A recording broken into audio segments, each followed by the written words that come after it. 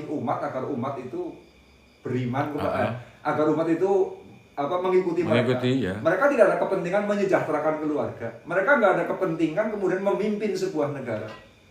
Nah, kalau ada kepentingan-kepentingan dunia, ini kemudian level kesufiannya itu menjadi level Rasul, di mana dia itu harus mensejahterakan umat. Bagaimana bertarung dengan umat? Nah, model sufi yang kedua ini yang levelnya level Rasul, ini biasanya apa? Hubungannya dengan Allah. Di dalam memurnikan hubungan dengan Allah, ini terjadi hubungan timbal balik.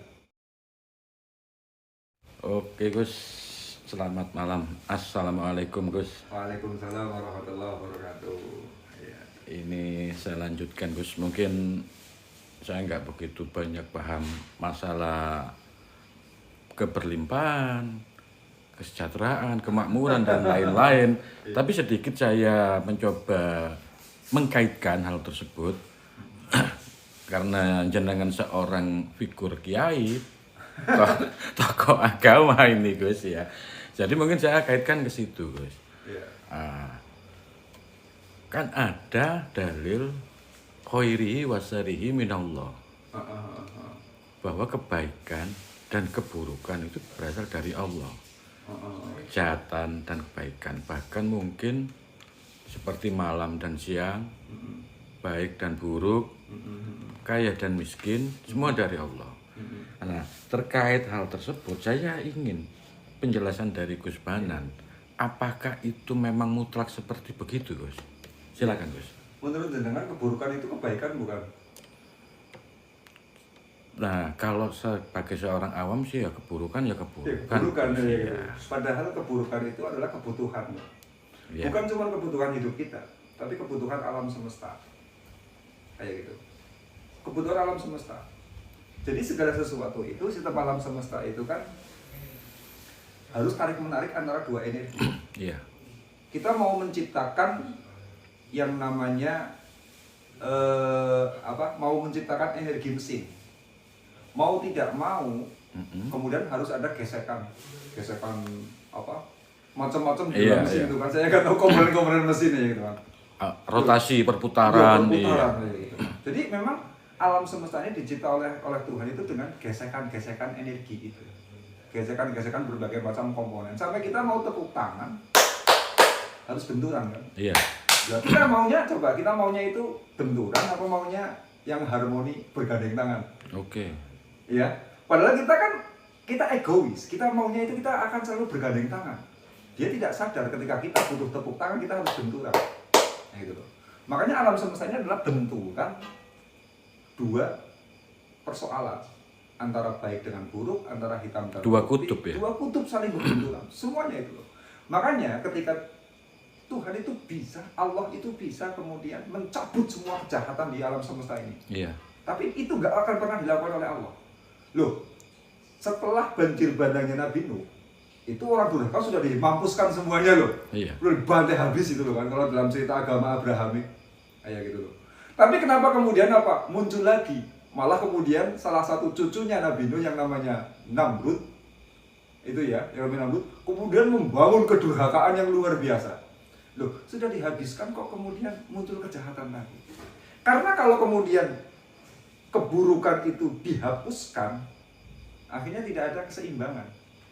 Tidak ada pergesekan di antara dua kutub. Karena itu yang namanya keburukan itu sebetulnya adalah kebutuhan alam semesta ini. Berarti itu tetap seperti Namrud itu juga diizinkan oleh Tuhan. Diizinkan oleh Allah. Iya. Diizinkan oleh Allah. Karena dengan khairihi wa syarrihi, dengan adanya khairihi, syarrihi dikenali. Iya.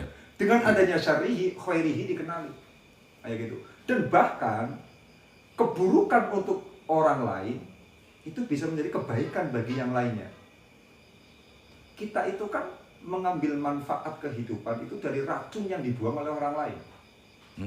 Contohnya kayak gini, oksigen bagi tumbuhan itu adalah racun. Kita terima sebagai sumber energi. Hidup. Padahal itu sudah dibuang kan oleh tumbuhan kan. Repot sekali itu. Yang namanya penyakit itu adalah kotoran bagi tubuh kita, musuh bagi tubuh kita. Kita buang sudah, diambil sama siapa? dokter. Dokter. Nah, dari mengambil penyakit tersebut si dokter kemudian mengambil energi hidup. Kayak gitu loh. Mengambil energi hidup. Terus lainnya lagi, kita punya mobil rusak. Itu penyakit bagi kita. Kita buang, diambil sama bengkel. Dari sana dia mendapatkan kebaikan. Jadi kebaikan yang kita terima itu adalah keburukan yang dibuang oleh orang lain. Berarti secara hakikat itu kebaikan yang mutlak, yang sejati itu sebenarnya juga tidak ada ya. Dan keburukan yang mutlak juga tidak ada. Tidak ada. Itu loh. Kepastian adalah ketidakpastian itu sendiri. Ketidakpastian itu adalah kepastian itu sendiri. Asik. Tuhan memang seperti itu ya. Iya. Nah makanya memang Tuhan mengizinkan adanya khairihi wa syarrihi dalam kehidupan ini. Makanya saya pernah itu jalan-jalan di Rijksmuseum Distrik Amsterdam. Itu sebuah tempat merah itu. Iya. Iya. Di situ tempat lokalisasi ya, jalan-jalan cuci mata gitu ya. Di Amsterdam. Di sana saya merenung. Ya, orang masuk dalam kaca seperti akuarium, disorot pakai lampu warna-warni ya. Perasaan dengan ya. Belum lampu merah. Ya namanya Rijksmuseum Distrik itu kan, namanya kan. Disorot terus apa? Pakai celana dalam aja, yang ditutupin cuma lubangnya aja, kan lubang vaginanya aja. Iya. Susunya cuma putingnya saja. Orang datang ke sana itu luas itu. Datang ke sana itu cuma apa? Ya mau maksiat. Kayak gitu loh. Terus saya kan berpikir loh, kenapa ini nggak diazab oleh Allah? Iya. Padahal janji Allah. Dan terus yang namanya Eropa kan rata-rata sudah melegalkan pernikahan sejenis kan. Ya namanya aduh, ada orang jenggotan sama orang jenggotan kok jalannya mesra nggak ketulungan. Itu di tempat-tempat umum kayak gitu loh, di tempat-tempat umum. Nah, katanya perkawinan sejenis itu diadab seperti kaumnya Nabi Lut. Iya. Loh, kok ini Eropa kok makin kaya, ini gimana? Saya kan berpikir ya gitu kan, saya berpikir ini kenapa ya? Dan orang yang datang ke Rijksmuseum Distrik itu, ya mereka semua datang bukan untuk berpikir, bukan, betul-betul untuk menikmati kehidupan yang gemerlap ya gitu. Iya. Ya gitu. Lah, kok kenapa ini mau dimusnahkan? Saya jadi mikir dalam hal itu kan.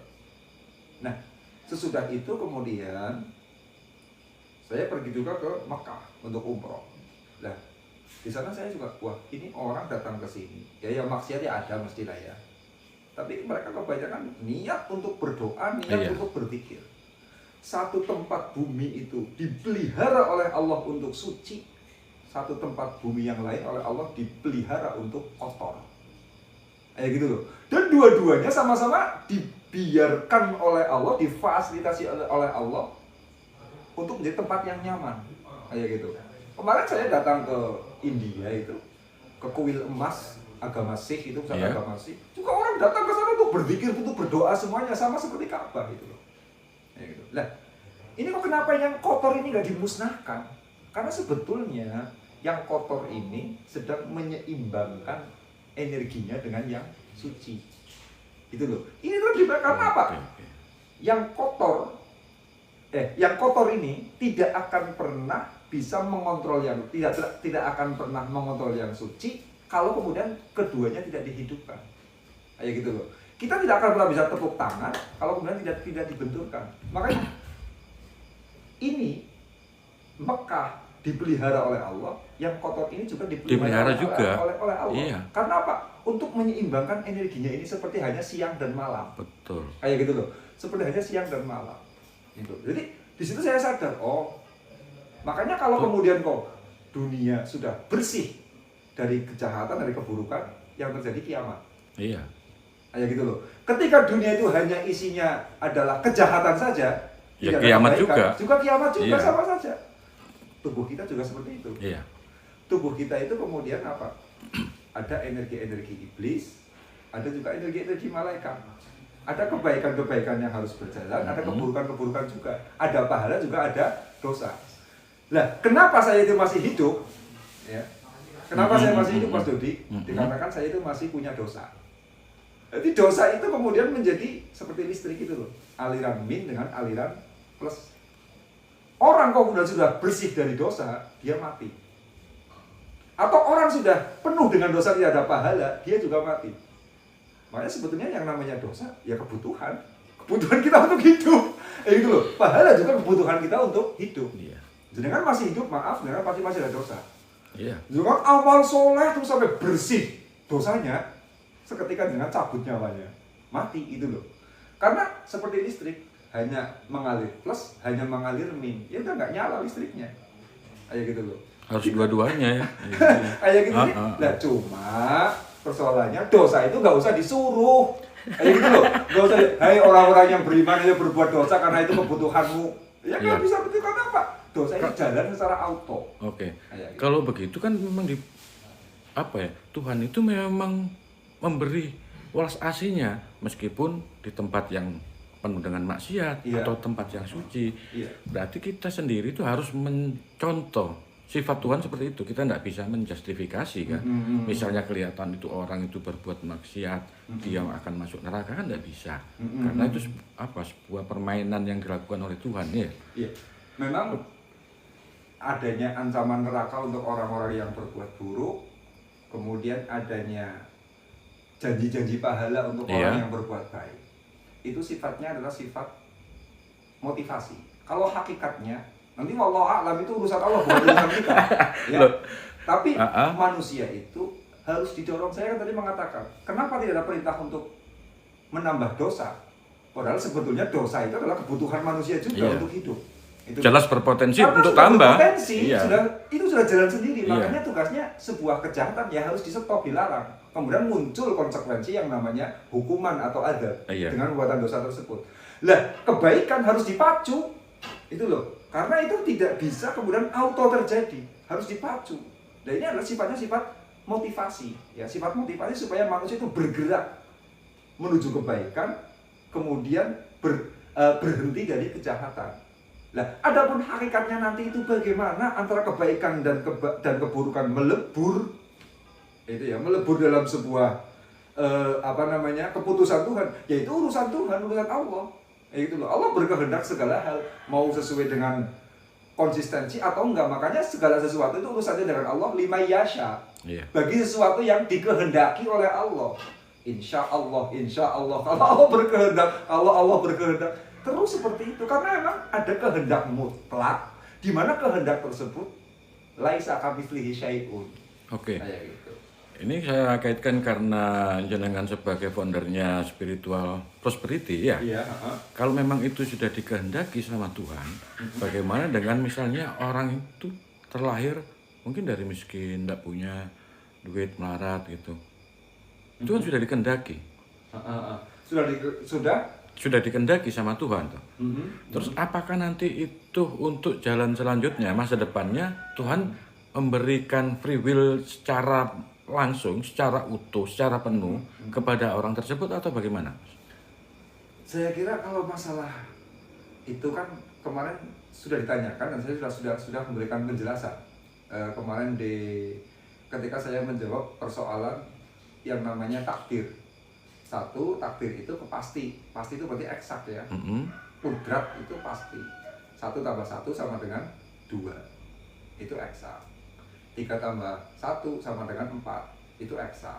Dalam 1 menit ada 60 detik. Dalam 1 detik ada berapa sekon detik gitu ya. Itu sudah eksak. Itu yang namanya sifat takdir. Habis Kamis Jumat. Habis Jumat ya Sabtu. Kalau rezeki itu takdirnya rezeki ini loh, itu bergerak, pergerakan. Rezeki ngalir lewat pergerakan, didistribusikan lewat pergerakan, dicari dengan cara bergerak sebagai makhluk dabah itu kan namanya bergerak. Nah, dari gerak ini berarti kan yang namanya rezeki terhubung dengan ikhtiar. Kayak gitu loh. Itu harus itu. Iya, makanya. Itu harus, maksudnya hukumnya mutlak itu. Harus dicari secara bergerak. Gitu. Iya, memang takdirnya rezeki memang harus bergerak. Dan gerak itu jangan salah, bukan cuma gerak secara fisik di mana kita itu secara langsung mencari uang, tapi bisa gerak spiritual, bisa gerak intelektual. Saya kerja fisik nggak pernah tangan saya halus kayak gini, kayak tangan bencong saya ini kan hanya halus. Nggak pernah kerja fisik, tapi saya kerja intelektual. Kayak gitu loh. Mungkin seorang pendeta atau seorang biksu atau seorang ulama, dia nggak pernah bekerja secara fisik, secara intelektual juga enggak. tapi dia bekerja secara spiritual. Spiritual. Meditasi, sholat, zikir. Rezekinya tetap datang itu loh, dengan cara apapun lah. Makanya kemudian ketika kita itu bicara masalah kepastian rezeki, takdirnya rezeki itu bagaimana, itu rezeki itu bergerak kok, kayak gitu. Kita bisa mengupayakan, kayak gitu. Jadi tidak bisa kemudian pasrah begitu saja, itu enggak, kayak gitu. Gus, ini kan kemarin ada yang sempat ngomong bahwa tingkat spiritual, semakin tinggi spiritual seseorang itu, dia akan mudah untuk lebih makmur, punya kesempatan yang lebih besar. Apakah itu memang seiring sejalan seperti itu? Kalau menurut saya sih enggak juga. Enggak juga ya? Enggak juga. Orang yang murni spiritual, enggak menjamin ya spiritualnya tinggi, dia nanti hidupnya mewah, kaya raya, sejahtera gitu, enggak ya? Tidak, soalnya uang itu juga ya terhubung dengan spiritual, tapi ya tidak juga. Yang pasti itu adalah ketidakpastian, ketidakpastian itu adalah kepastian. Sama, dalam persoalan uang juga sama. Banyak kok kemudian al-halaj. Dia itu ketika mau ketika dia itu mau dihukum pancung gitu ya, itu ditanya oleh salah satu muridnya. Siri Asikti atau siapa itu namanya, lupa. Zuhud itu apa sih? Nah, si Al-Halaj itu kan orangnya sufi lah ya, suka pakai baju gembel, hidup miskin dan sebagainya gitu.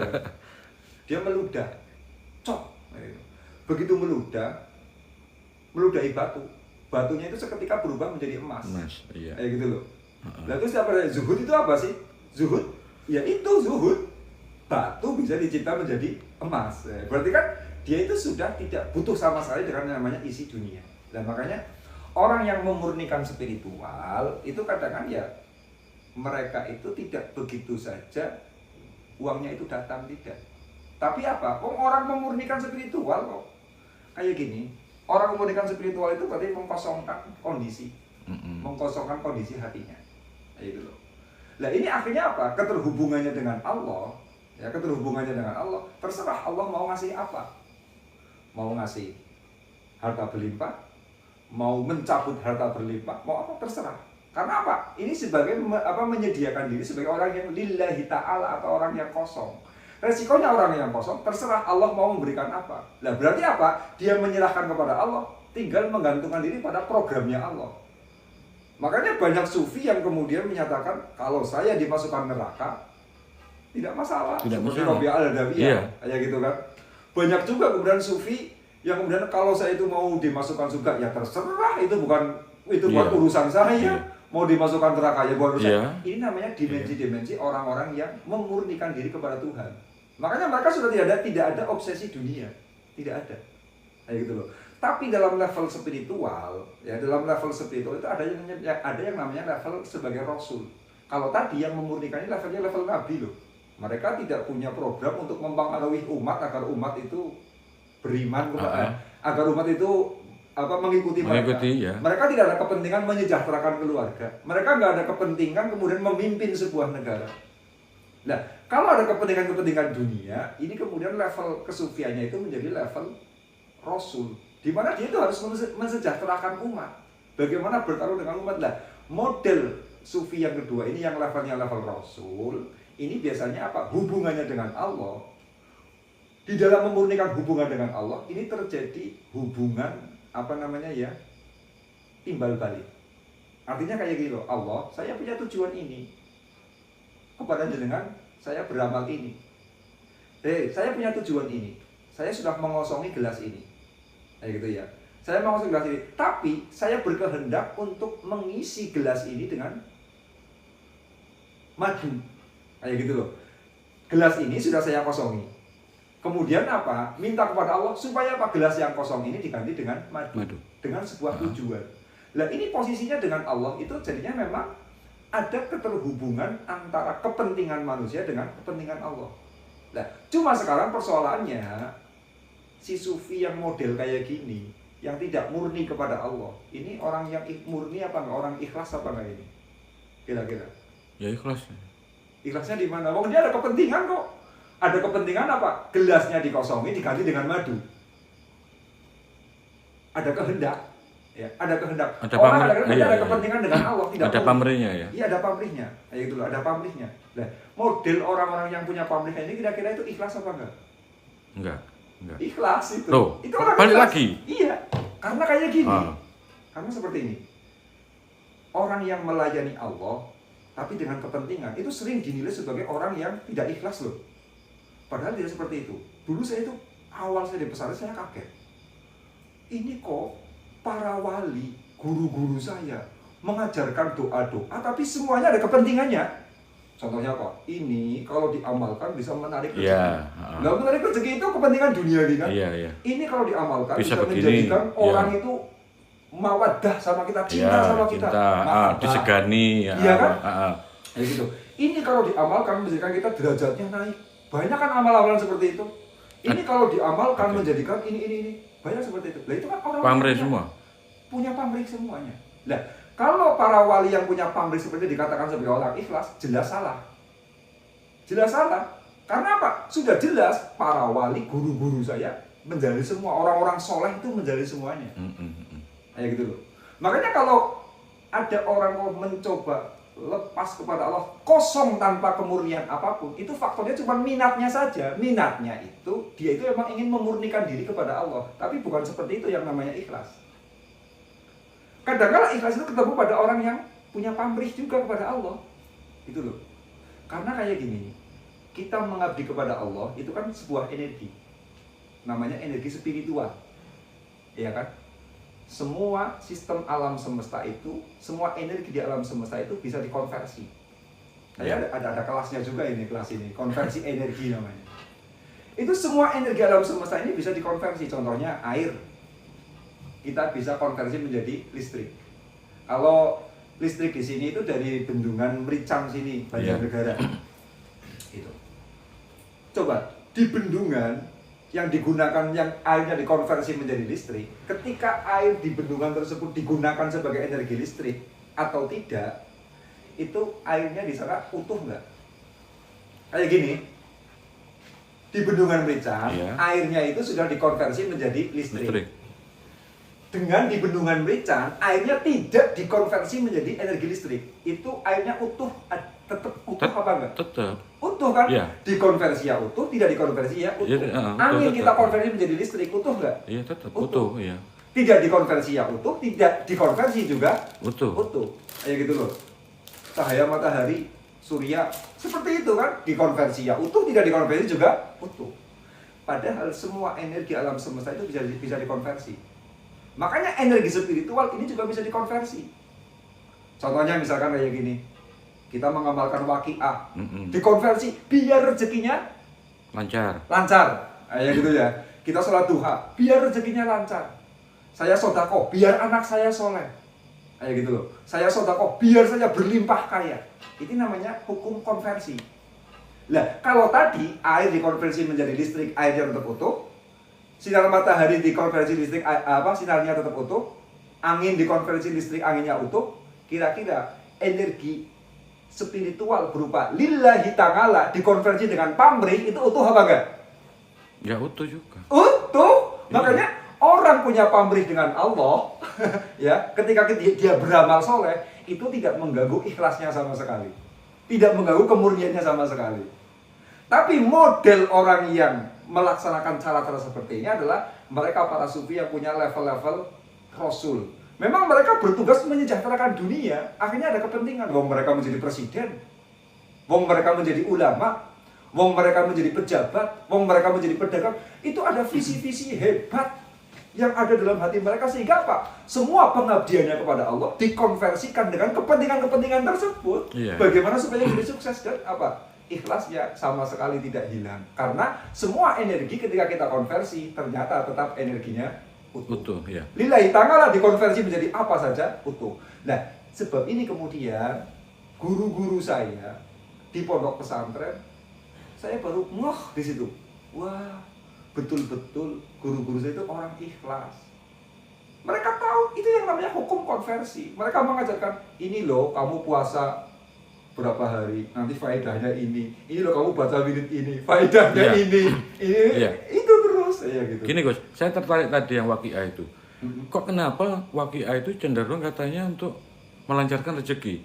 Kenapa kok nggak surat-surat lain?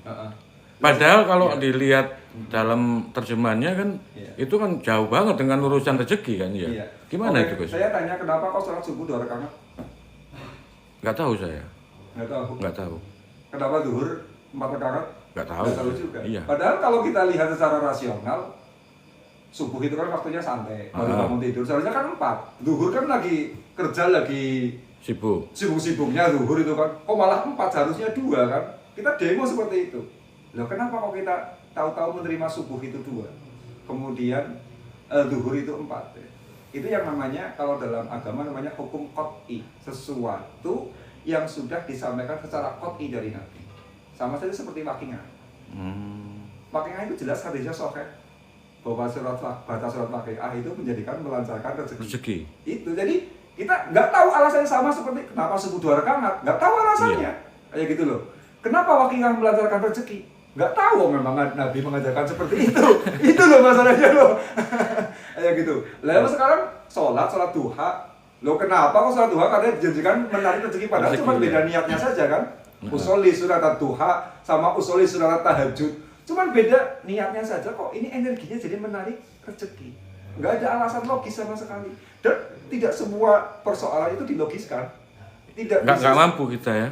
Nggak mampu menjangkau. Nggak mampu, memang kadang-kala otak itu kan dipakai cuma separuh dari hidup kita. Iya. Itu loh. Kalau kita tidur, apa kita pakai otak? Kita pakai logika. Nah. Sudah, kita tidur, logika kita mati. Padahal hidup kita separuh tidur apa? Iya kan? Hidup kita separuh tidur, separuh melek. Itu loh. Lah berarti apa? Hidup ini keseimbangan antara logika dengan non logika. Itu loh. Oh, kalau kita mau pakai hal-hal yang semuanya harus saintifik, semuanya harus logis, nggak bisa. Wong kita tidur logisnya sudah hilang kok, otak kita sudah mati kayak gitu. Oke, Mas. Ada hadis ini kalau tidak salah tentang penjual parfum. Ketika kita dekat penjual parfum, ya, kita ketularan bau wangi, ya, kan gitu. Gini, untuk aplikasi misalnya kita ketemu teman-teman yang lagi sumpek, banyak masalah gitu kan energinya kan jelas buruk kan itu. Apakah nanti juga kita itu akan mudah tertular kena sumpek? Nah, terus kalau misalnya iya, gimana tipsnya agar kita itu bisa membentengi agar kita tidak terikut arus yang sumpek tadi itu, Gus? Alam semesta ini merekam terus semua trauma. Semua alam semesta itu sistemnya itu merekam trauma. Jangankan tubuh kita, gitu loh. Jangankan tubuh kita, benda-benda mati itu semuanya itu merekam trauma-trauma kita loh. Contohnya ya gini, ambulan. Saya punya saudara itu supir ambulan di rumah sakit. Dia memang komandannya lah ya, direkturnya itu pada masalah ambulan tersebut. Itu sering, ya, ambulan itu kan digunakan untuk mengangkut orang-orang yang mengalami traumatik penderitaan, kecelakaan lah, yang meninggal lah, yang sakit lah, kayak gitu kan. Macam-macam orang bermasalah semuanya masuk ambulan itu. Itu ternyata apa? Ambulannya itu benda mati, itu kan mobil kan benda mati. Itu merekam traumanya sehingga apa? Sering dengar ambulan angker kayak gitu kan ya, kayak gitu loh. Itu kata saudara saya itu sering malam-malam kayak gitu tiba-tiba mobil nyala sendiri. Kayak gitu loh. Tiba-tiba pintu mobil terbuka sendiri, tiba-tiba ada ranjang mayit jenazah itu jalan sendiri. Ini karena apa? Semua benda-benda itu merekam terhadap trauma. Itu loh. Semua kayak gini. Kemarin itu saya itu di depan toko saya itu baru ada pohon mangga. Itu pohon mangga. Lah, pohon mangganya itu lagi berbuah. Lah itu pohon mangga milik Departemen PU, pekerjaan umum ya gitu kan. Yang namanya pemerintah. Sehingga siapa saja bisa ngunduh. Lah itu ada saudara saya kemudian mengunduh pohon mangga tersebut. Ternyata jatuh, kemudian meninggal dunia. Gitu loh. Itu sudah mulai ditakuti sama orang, jangan-jangan nanti jadi angker ini pohon mangganya jadi angker. Karena memang sangat mungkin terjadi istilahnya angker. Karena apa? Orang ketika mengalami trauma direkam. Itu loh. Misalkan mobil baru tabrakan lalu lintas, langsung dijual kan? Iya. Katanya itu bisa membawa energi buruk. Itu karena memang merekam. Itu loh. Jadi benda-benda di sekeliling kita itu semuanya merekam terhadap penderitaan. gitu loh. Tempat-tempat katanya yang di situ terjadi pembunuhan. Saya pernah menangani peserta, beliau itu seorang doktor ya, bahkan mau berlagi mau profesor itu. Dia itu membeli rumah. Loh, dia orang sehat. Ketika dia itu menempati rumah tersebut, langsung sakit-sakitan. Telinganya ini budak sebelah, gitu loh. Nggak sembuh-sembuh, diobatin kemana nggak sembuh-sembuh. Gitu. Lah terus dia itu kemudian apa? Karena sakit-sakitan terus, kayak gitu, sakit-sakitan terus, akhirnya dicari-cari ini ada apa? Ternyata di lokasi rumah tersebut itu dulunya adalah lokasi tempat pembunuhan. Ada orang disembelih di situ, kayak gitu loh. Tanahnya merekam sehingga sampai hari ini sudah sekian puluh tahun masih angker, gitu. Jadi semua ini merekam terhadap traumatik manusia, kayak gitu. Nah, sekarang hubungannya dengan pertanyaannya jenengan. Seorang pasien datang ke dokter itu bawa trauma nggak? Bawa trauma. Kayak gitu loh. Seorang klien kemudian datang kepada konsultan itu membawa trauma tidak? Membawa trauma. Iya. Itu kalau kita tidak mampu menghandle betul-betul, akhirnya sama saja si dokter itu sedang menerima penyakit. Itu sedang menerima trauma orang. Loh, ambulan saja itu bisa error. Kayak gitu loh. Apalagi manusia. Itu loh. Apalagi manusia. Makanya ketika kita itu menerima keluh kesah dari orang lain, mendengarkan keluh kesah orang, kita sedang menerima trauma orang loh. Hati-hati itu loh. Kita bisa error, mati beneran. Kayak gitu loh. Nah, makanya kemudian ada yang namanya untuk menghandle persoalan itu supaya kita tidak tertular traumanya. Mengantisipasinya, Gus. Ada mekanisme yang namanya pertukaran energi. Seorang dokter, ya kamu bawa trauma ke sini bayar. Iya kan? Nah, ini loh energi yang dia lepaskan untuk menerima trauma akhirnya terhapus dengan kebahagiaan, energi bahagia menerima bayaran. Kayak gitu loh. Makanya saya itu ya jujur saja yaitu yang namanya orang konsultasi di inbox di WA ratusan. Saya jawabnya selalu tegas. Saya hanya menerima konsultasi ya melalui kelas training, tidak menerima konsultasi publik karena keterbatasan waktu. Tapi sebetulnya saya sedang menghindari saya menerima trauma-trauma dari orang. Kayak gitu loh. Loh soalnya orang tadi di inbox bayar nggak sih?